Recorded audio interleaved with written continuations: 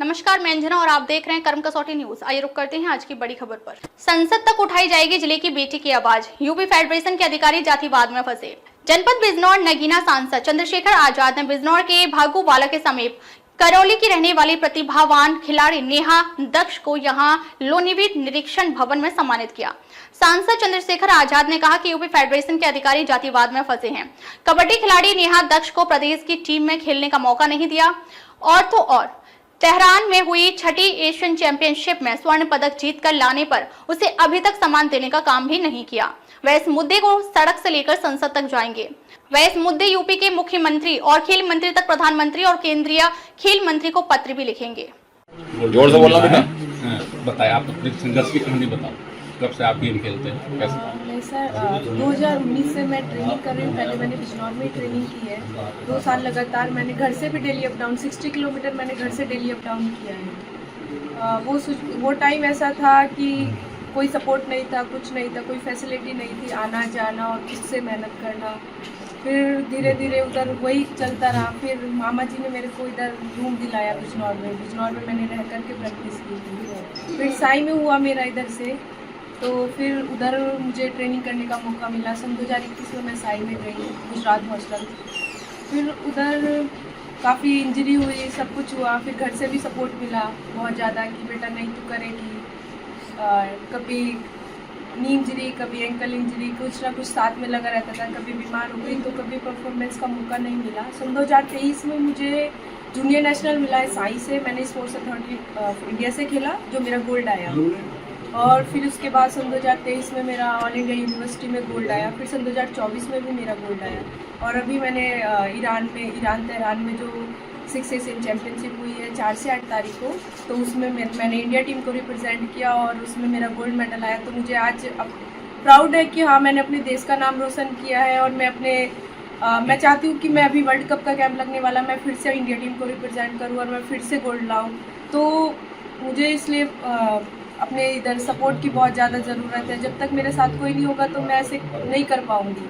और अभी मुझे इन्होंने सर ने बहुत ज़्यादा सपोर्ट किया है और मुझे सम्मानित किया है और उन्होंने मुझे यकीन दिलाया कि बेटा हम तेरे साथ हैं। अच्छा, आप गोल्ड जीत कर लाई थी, इसके लिए क्या आपको किसी यूपी सरकार या केंद्र सरकार ने कोई आपको फैसिलिटी या कोई सुविधा उपलब्ध कराई अभी तक? नहीं सर, अभी तक कोई फैसिलिटी कोई कुछ नहीं उपलब्ध कराया। बेटे डी मैडम ने कोई आश्वासन दिया आपको? हाँ, आश्वासन दिया है। मैडम ने बोला है कि हम तुम्हारी डाइट वगैरह का कुछ ये सब करेंगे उधर से, आप हमें बताना। तो ये उन्होंने बोला कि ग्रामीण प्रतिभाओं को सम्मान मिलना चाहिए, उनको अवसर मिलने चाहिए। वहाँ मेरे ज़िले की बेटी नेहा दक्ष जो तमाम तरह की परेशानियों से जूझ रही है काबिलियत होने के बावजूद, अगर यूपी की फेडरेशन उसको मौका देती तो वो यूपी का नाम रोशन करती।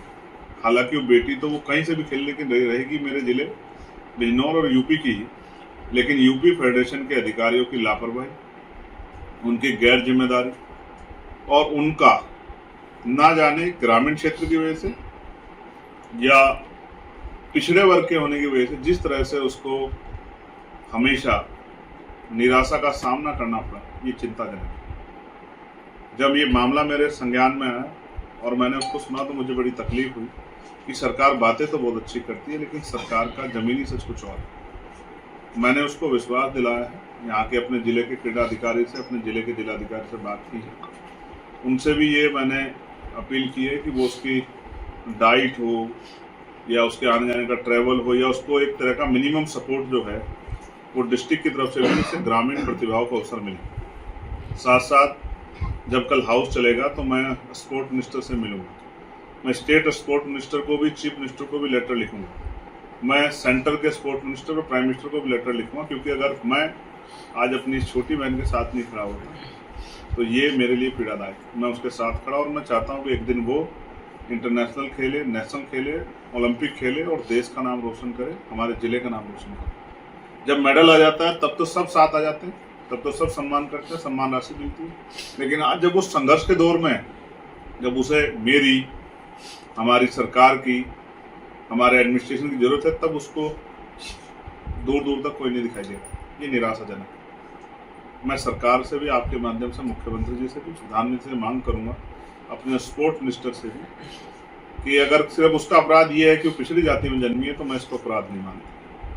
मैं मानता हूँ कि जिसके अंदर काबिलियत, अगर उसके अंदर काबिलियत नहीं होती तो वो गोवा से खेल के कैसे जो है बेस्ट प्लेयर बन के आती, वो भी विदेश में जाके, ईरान में जाके, तेहरान में जाके। अगर उसके अंदर काबिलियत नहीं थी तो इतने सारे मेडल कहाँ से इकट्ठा करती। लेकिन ऐसा क्यों है कि लगातार उस बेटी के मनोबल को तोड़ा जा रहा है। ये मेरी चिंता भी है और मेरा शक भी है कि शायद सिर्फ जाति की वजह से उसके साथ ये अन्याय हो रहा है।